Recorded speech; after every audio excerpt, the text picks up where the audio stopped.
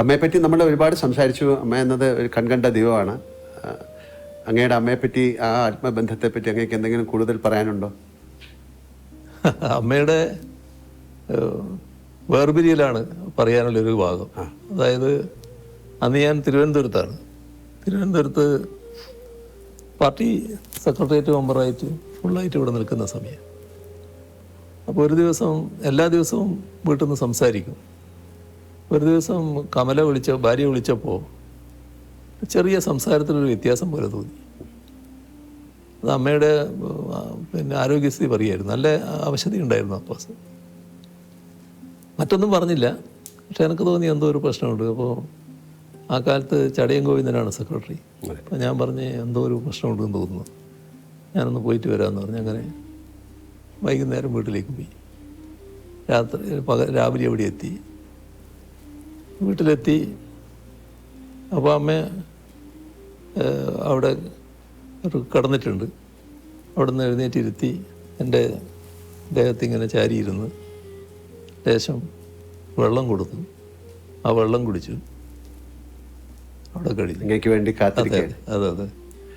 അപ്പോൾ അതാണ് അതിൻ്റെ പ്രത്യേകത. അത് കഴിഞ്ഞിട്ട് എനിക്കറിയാം അമ്മ ഏത് നിമിഷവും മരണപ്പെടും എന്നൊക്കെ നമുക്കറിയാമല്ലോ. പക്ഷേ ഞാനും വൈഫും മാത്രമേ ആ സമയത്തുള്ളൂ, മറ്റാരുമില്ല.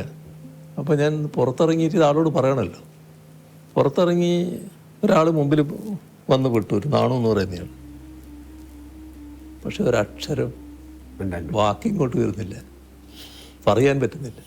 അപ്പോൾ അദ്ദേഹത്തിന് മനസ്സിലായി അതങ്ങനെയൊരു ബന്ധമായിരുന്നു. അതായത് ഞാൻ കേട്ടിട്ടുണ്ട് അമ്മയുടെ മടിയിൽ തല വെച്ച് കിടന്ന് അങ്ങനെ രാമായണം കേൾക്കുന്നത്. അങ്ങക്ക് ഭൂതപ്രേത പിശാചുക്കളൊക്കെ പേടിയായിരുന്ന സമയത്ത് അങ്ങനെയല്ലേ കുട്ടികൾ? ഭയങ്കര പേടിയായിരുന്നു, ചെറിയ പേടിയല്ല. അപ്പൊ ഇതെല്ലാം കേട്ട് കഴിഞ്ഞ് അങ്ങക്ക് ഒരു ആന്തരികമായ ഒരു ആത്മീയ വശം ഉണ്ടായിട്ടുണ്ടോ? ഈ നേരത്തെ പറഞ്ഞു, എന്നാലും ഒരു സന്യാസം എന്ന് പറഞ്ഞ പോലെ അങ്ങക്ക് ഒരു ആന്തരികമായ ഒരു ആത്മീയ വശമുണ്ടെന്ന് വളരെ വിശ്വസിക്കുന്ന ഒരാളാണ് ഞാൻ. അതായത് ഇതിനെപ്പറ്റി പറയാറ് സാധാരണ നിസ്സാരമായുള്ള സംസാര സാഗരം എന്നാണ്. അതെ. അപ്പം അങ്ങനെയൊരു തോന്നലാണ് ആ ചെറുപ്പകാലത്ത് എനിക്ക് ഉള്ളത്. അതിൻ്റെ ഭാഗമായിട്ട് കുറേ ആ സ്വാധീനം എന്നിലുണ്ടാവും തന്നെയാണ് തോന്നുന്നത്. പക്ഷേ ഭൂതപ്രേത പിശാചുക്കളെ പറ്റി ഭയങ്കര വിശ്വാസമായിരുന്നു. ആ സമയത്ത് ലൈറ്റോ അങ്ങനെയൊന്നും അധികം ലൈറ്റ് ഇല്ലല്ലോ. പിന്നെ എൻ്റെ വീട്ടിൽ ഇലക്ട്രിസിറ്റി വരുന്നത് തന്നെ ഞാൻ MLA ആയിരിക്കുമ്പോൾ പോലും ഇല്ല. അങ്ങനെയൊരു കാലമാണത്. അങ്ങനെയൊരു അവസ്ഥയാണ്. രാത്രി ആയാൽ പിന്നെ ഇരുടല്ലേ എല്ലാ സ്ഥലത്തും. അപ്പോൾ എവിടെയും ഏത് ഭൂതവും പ്രേതവും പ്രത്യക്ഷപ്പെടാം. അതൊക്കെ പിന്നെ ഒരു ചെറിയ സമയം കഴിഞ്ഞപ്പോൾ നമ്മൾ വളരുകയല്ലേ, അതനുസരിച്ച് മാനസിക വളർച്ചയും വരികയല്ലേ. അത് പിന്നെ ഞാൻ തന്നെ മാറ്റിയെടുത്തതാണ് ബോധപൂർവ്വം. കൂടുതൽ വാർത്തകൾക്ക് news 18 Keralam YouTube channel subscribe ചെയ്യുക.